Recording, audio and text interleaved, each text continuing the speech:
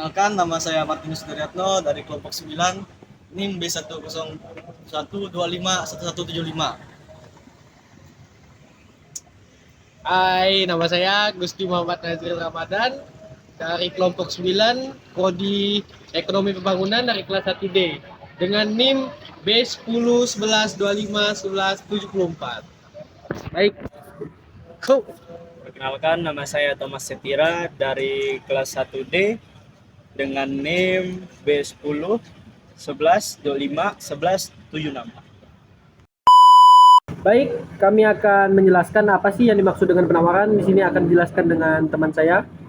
Baik, penawaran adalah banyaknya barang atau jasa yang tersedia dan dapat ditawarkan oleh produsen kepada konsumennya pada setiap tingkat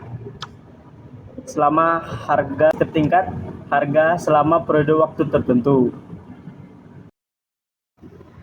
Baik, di sini saya akan menjelaskan apa sih hukum penawaran. Di sini saya akan menjelaskan bahwa terdapat hubungan positif atau berbanding lurus antara harga dan jumlah barang yang ditawarkan. Semakin tinggi harga suatu barang, maka semakin banyak jumlah yang akan ditawarkan. Contohnya, menjual beras seharga 20.000 sekilonya. Banyak konsumen yang merasa terbebani. Maka dari itu, banyaknya konsumen banyaknya menawar sehingga dengan harga 15.000 contohnya. Penjelasan lebih lanjut mengenai masing-masing faktor, yaitu dengan harga barang itu sendiri. Ketika harga suatu barang naik, produsen cenderung akan menawarkan lebih banyak barang tersebut karena memiliki keuntungan yang lebih tinggi. Sebaliknya begitu juga. Jika harga turun, produsen mungkin mengurangi jumlah barang yang akan ditawarkan. Faktor kedua, biaya produksi. Peningkatan biaya produksi atau seperti bahan baku, upah, atau energi dapat menurunkan kemampuan produsen untuk memproduksi dan menawarkan barang yang mengakibatkan penurunan penawaran. Baik, saya akan menjelaskan tentang kemajuan teknologi. Teknologi yang lebih maju dan modern dapat meningkatkan efisiensi produksi. Ya kan? Betul.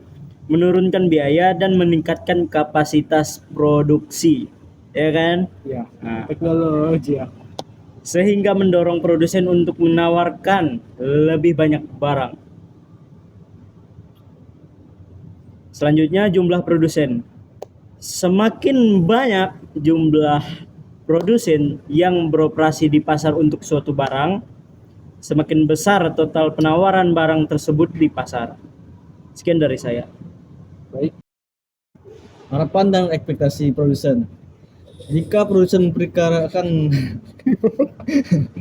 harga suatu barang akan naik di masa depan, maka mungkin akan mengurangi penawaran saat ini stoknya untuk dijual nanti saat harga sudah tinggi. Selanjutnya, harga barang lain atau barang substitusi. Jika barang substitusi, barang yang dapat menggantikan barang lain naik, permintaan terhadap barang tersebut akan meningkat, yang mendorong produsen untuk meningkatkan penawaran. Selanjutnya, barang komplementer. Jika barang komplementer, barang pelengkap naik, permintaan terhadap barang tersebut akan menurun, yang dapat menyebabkan penurunan penawaran. Selanjutnya, peristiwa alam dan kebijakan pemerintah. Faktor-faktor eksternal seperti bencana alam, pajak, dan subsidi dari pemerintah juga mempengaruhi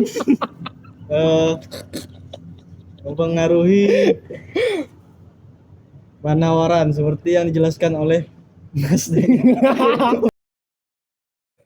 Baik, kami akan menjelaskan kurva penawaran yang kami buat.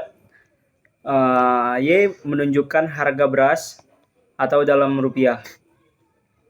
X menunjukkan tahun dari 2005 hingga tahun 2010 atau dari tahun ke tahun.